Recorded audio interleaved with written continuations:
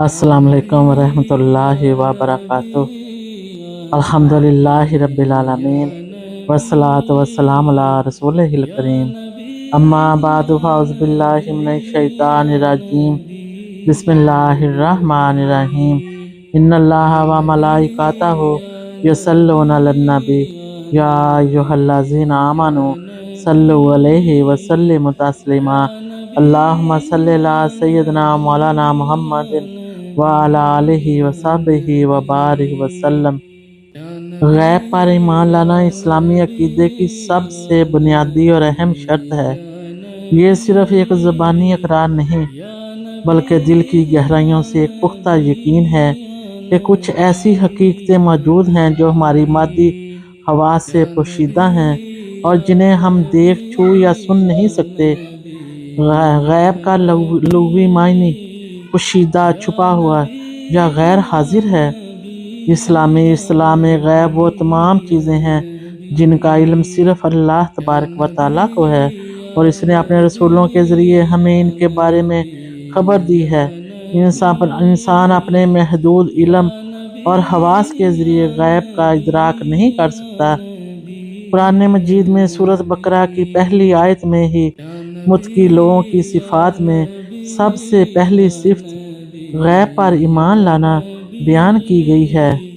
ये कुरान वो किताब है जिसमें कोई शक नहीं, हदायत है परहेज़गारों के लिए जो गैब पर ईमान लाते हैं, नमाज कायम करते हैं और जो कुछ हमने उन्हें दिया है इसमें से अल्लाह की राह में खर्च करते हैं।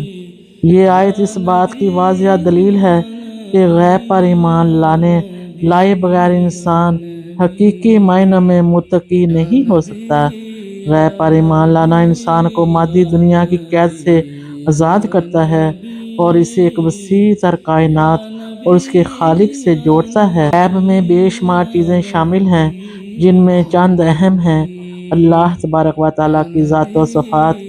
अल्लाह तबारक व तआला को हम अपनी आँखों से नहीं देख सकते और ना ही उसकी ज़ात का मुकम्मल इदराक कर सकते हैं, लेकिन हम इनकी अल्लाह तबारक व तआला की सिफ़ात जैसे रहमान, रहीम, कदूस, सलाम वगैरह ये पर ईमान लाते हैं। फरिश्ते नूर से बनी हुई मखलूक हैं जिन्हें हम देख नहीं सकते, लेकिन हम इनके वजूद, इनके फ़राइज़ और इनके रब के अहकामात की तामील पर ईमान लाते हैं। आसमानी किताबें, कुरान, तौरात, ज़बूर, अंजील जैसी आसमानी किताबें जो मुख्तलिफ़ अदवार में अंबिया इकराम पर नाजिल हुई, हम इनके इल्हामी होने पर ईमान लाते हैं। आका हुज़ूर सल्लल्लाहु अलैहि वसल्लम समेत तमाम अंबिया और रुsul पर ईमान लाना, अगरचे हम उन्हें नहीं देख सकते। यौम आखिरत, क़यामत का दिन, हिसाब किताब, जन्नत और जहन्नम का वजूद, ये सब गैब में शामिल हैं जिन पर ईमान लाना ज़रूरी है।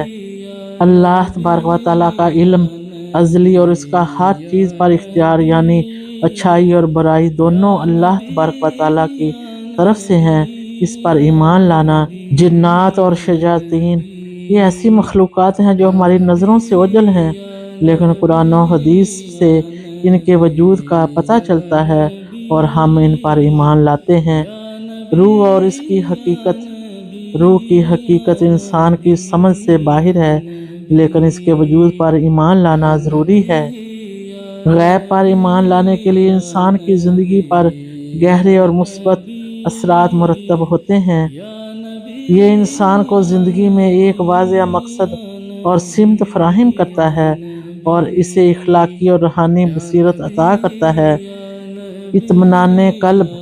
गैब पर ईमान इंसान को रूहानी सुकून और इत्मीनान देता है क्योंकि वो जानता है कि इसका रब हर चीज़ पर कादिर है और हर मुश्किल में उसके साथ है। तकवा और परहेज़गारी। ये ईमान इंसान को गुनाहों से बचने और नेक अमाल करने की तरगीब देता है क्योंकि वो जानता है कि इसे एक दिन अपने रब के हजूर हाजिर होना है। अल्लाह पर तवक्कुल। गैब पर ईमान इंसान को अल्लाह पर कामिल भरोसा और तवक्कुल करना सिखाता है, जिससे उसकी ज़िंदगी से खौफ और परेशानी कम हो जाती है। सब्र और शुक्र। یہ ایمان انسان کو مشکل حالات میں صبر اور آسانی میں شکر کرنے کی ترغیب دیتا ہے، کیونکہ وہ جانتا ہے کہ ہر چیز اللہ تبارک و تعالیٰ کے حکم سے ہوتی ہے۔